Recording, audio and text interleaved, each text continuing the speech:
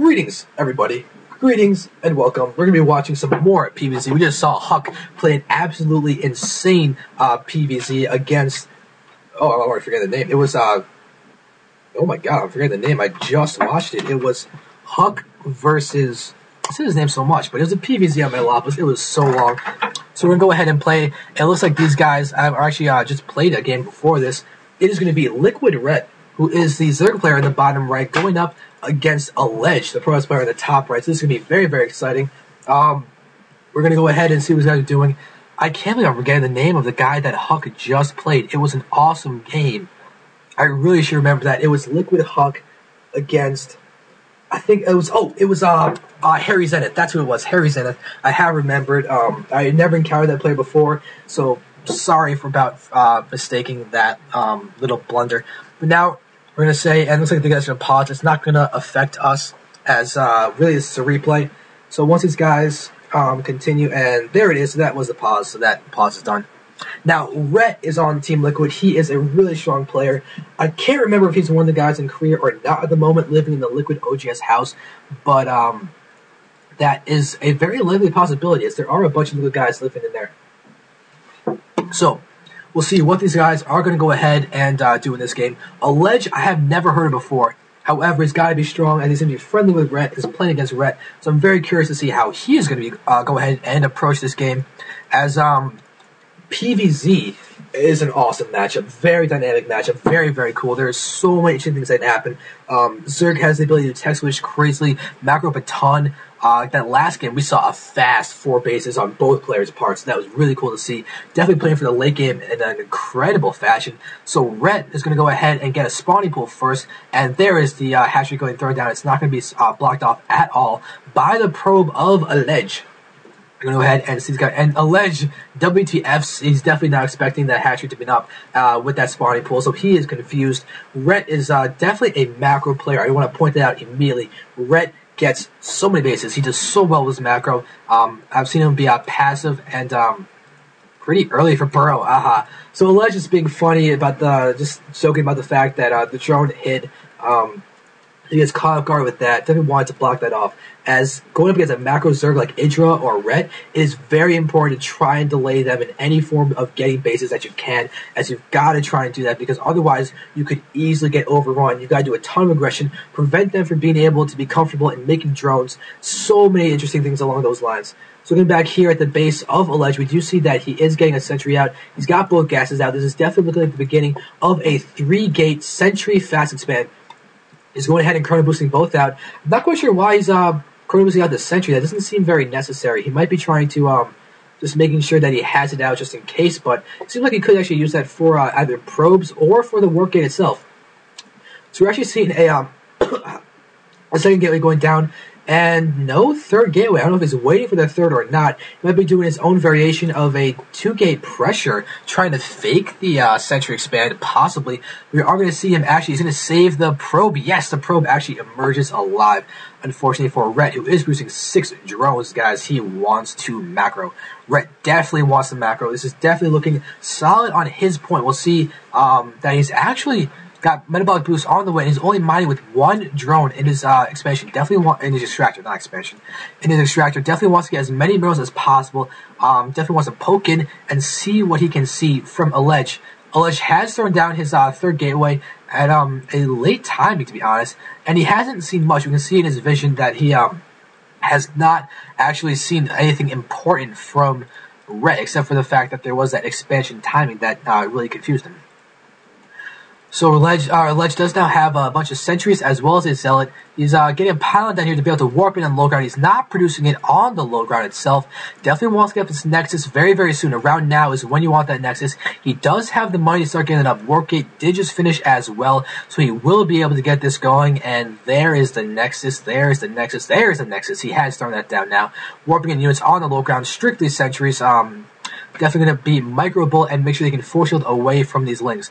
Looks like Red's going to poke in and try and see the natural expansion. But he's actually not. He's an overlord in position.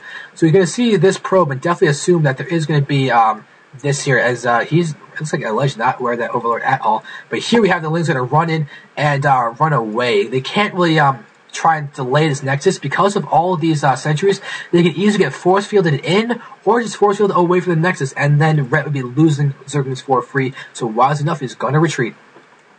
Look at all these drones that he has, too. A lot of drones are on the field. He's definitely playing solidly. Getting the missile attacks, as well as a Roach Warren, as well as a Lair. So, looks like Red's preparing to go directly into the mid-game. You can see in the unit station is now 40 drones to 31 probes, trying to get as many drones as he possibly can. Stalker is now being produced by Alej. He's definitely being smart in not having too many Zealots. 3 Zealots is pretty much the max you want in the early game, unless you're encountering pure Zergling without Banelings. So now, Rhett looks like he's preparing to actually sacrifice in his Overlords and a Pincer to see what kind of tech he can see. We do see that the Forge, well, our vision shows a Forge. So Alej is going to throw down a cannon, and looks like, oh, Poke in the front sees the Forge. Really go in and try and see any tech coming out of Alej.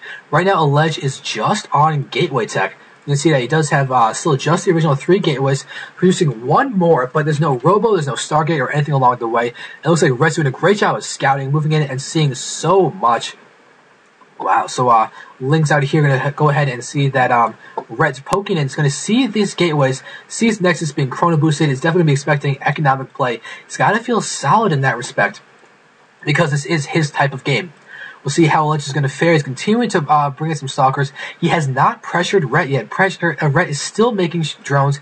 Rhett is even getting this 3rd base. You can see 43 drones to 39 pros. And we see a lot of Fs going down for Alej, as looks like Rhett was able to escape those forces. You can see units lost, showing very few units were lost. I do believe that's what Alej was effing. I don't really know what else to put that. Now the Lings down here are going to go ahead and try and delay that 3rd if it does try and be thrown down. Looks like here at the 9-minute mark that Alej is going to go ahead and start trying to push out and attack Rhett. Rhett's actually going to go ahead and delay as he continues to produce units. 7 Roaches were just in production. He's getting a lot of Roaches out of the field as it is. He is ahead in the food count by 13, 90, actually even more now, 98 to 81. He's increasing the food count, getting a lot of units. We do see Ling's going to run around and be annoying to Alej, delaying the push, and he's actually going to go ahead and lose, or really just do a little bit of damage. So now Alej is continuing to push in with all of these Stalkers. Actually, he's not going to push in. He is going to push in. No, he's not going to push in. So he's not going to push in. We do have all of these Zealots, 5 Zealots in the mix now. Zealot count is increasing. Robo is now out. Will there be Colossi, or will it just be Immortals going in for Alej? It is going to be Colossi as the Robotics Bay is being produced. And, this look at the Nexus wants to be thrown down, but the problem is that there's going to be a Ling going to go ahead and actually delay this from as long as it can. But now that Alej killed them off, he should get that Nexus down immediately. Alright, so now all of these Lings are still in the field getting spotted by this Observer. Now that Red has this 30, his income is really going to start booming. He's already got a 12-worker lead. 11 of them in this game. That's really, really solid. Because right now, Alej is not being bad at all with producing probes. Still constantly producing them.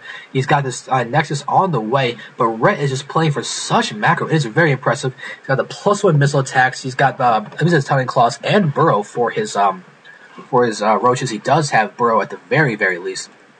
Alright, so now more Roaches are being produced. So Rhett is got a very large Roach count, now officially at 27 Roaches, along with the Lings that are running around here. He does know exactly about this 3rd, knows that was happening, and Alej is doing a good job of actually scouting pylons, but down there, looks like this Overlord is actually not going to be picked off. It does have a pneumatized carapace. It could flee with its life intact, but is not. We have another Overlord down here. The Stalker's going ahead and start making Rhett leave, but Rhett saw this Robo Bay. That is really important. He's going to be able to have Spire out and possibly get out Corruptors, unless he already has a Spire. Actually, as a Hydra, actually could be going for a drop. He's getting tech for the drop.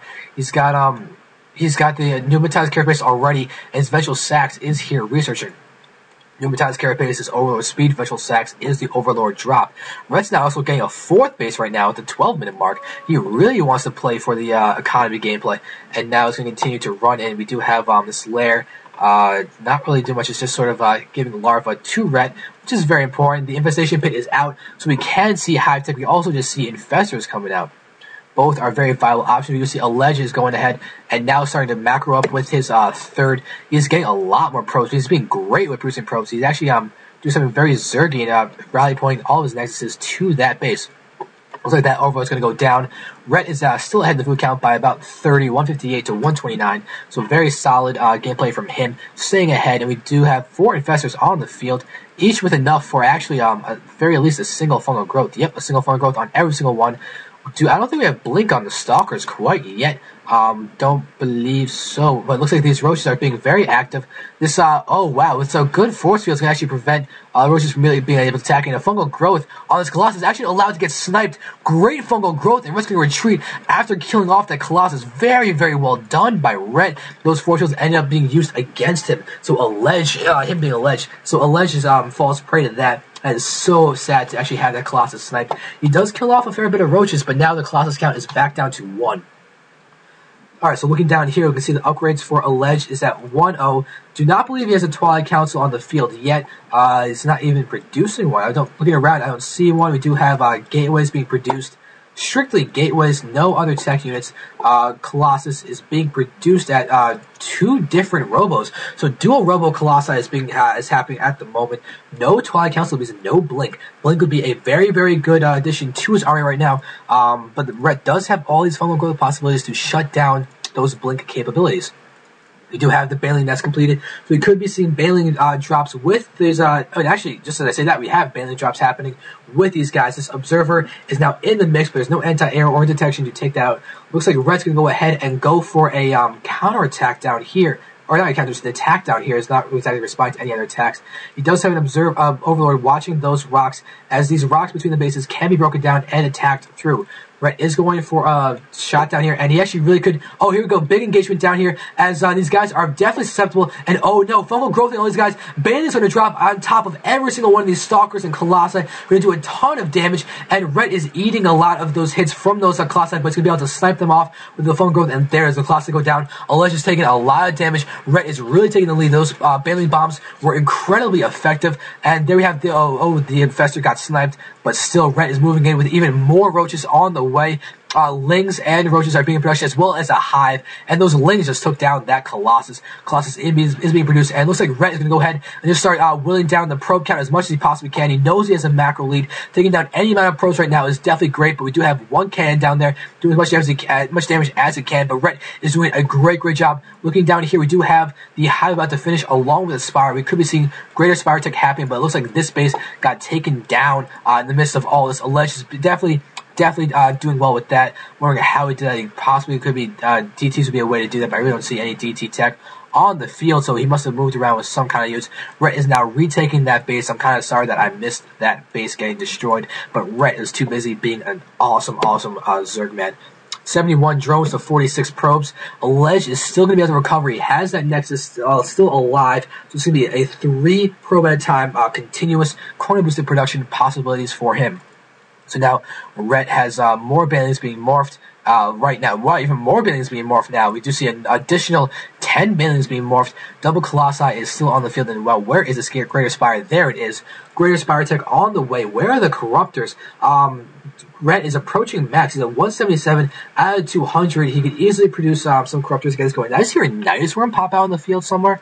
I thought I just heard a scream happening. This hatchery is now working on being done. We do have another base going down there. Where is this Nidus Worm that I thought I heard? I thought I heard some kind of screeching. Might got taken out. I do not know. I'm trying to look around for where it might have been. But really, it doesn't seem like Ret threw down the Nidus Worm. He's instead going to move in with all of these guys. And oh, there we go. It's going to push in, get caught by some force fields. No, actually. Alej actually could have thrown out his force fields like a second later, and then trapped some of that army. But now Ret is going to... Oh, he actually sees the Observer. He's going to go ahead and fungal growth it to death. Very well done. Very nice gameplay. This base is actually going to be finished fairly soon. Ret is now back to be able to mine this. Those drones that were distance mining are going to return to normal mining. Do have Corruptors in production. Ret can make a few Broodlords. However, not very many. He's at 194 food, and he's actually choosing to produce a bunch of Zerglings instead of getting the Broodlords. Looks like he might actually just go ahead and use the Broodlords as a transition after sacrificing a Sacrifice Max army, doing a ton of damage. Doing a ton of damage to Alej. Alright, so now this Robo is not able to do anything. Alej is very starved for money. He needs to start using this base. It is about to complete. As 7 help him. Ret actually seems like he might be aware of this. We do see he's not aware of it, but he's got to assume it's going to be happening. He's going to go ahead and check with this attack as they move in, where the force field's going to help that help him take out all those guys. Alej has all of those stalkers, getting fungal growth, so much fungal growth is damaging all those units. They are all armored, and Bailey bombs are going to happen on top of the fungal growth units. This is so devastating. More fungal growth, even though the Colossi go down. Alej is just taking so much damage. More fungal growth on all these units. Ret is now twice the food count, 77 to 143. Alej at 75 food now, but that's not enough. The Corruptors are actually going to go ahead and move in and take out this Colossus after go ahead and corrupting it some more. Wow, so very, very, very effective. This is insane. Red can actually go ahead and retreat and use the food count he has now for Broodlords, which is exactly what he's doing. He's going to be morphing 5 Broodlords down here in the middle. So this is definitely a crazy for him. And these Overlords actually basically sacrificial Overlords. 9 Broodlords. Whoa, 9 Broodlords right now in production.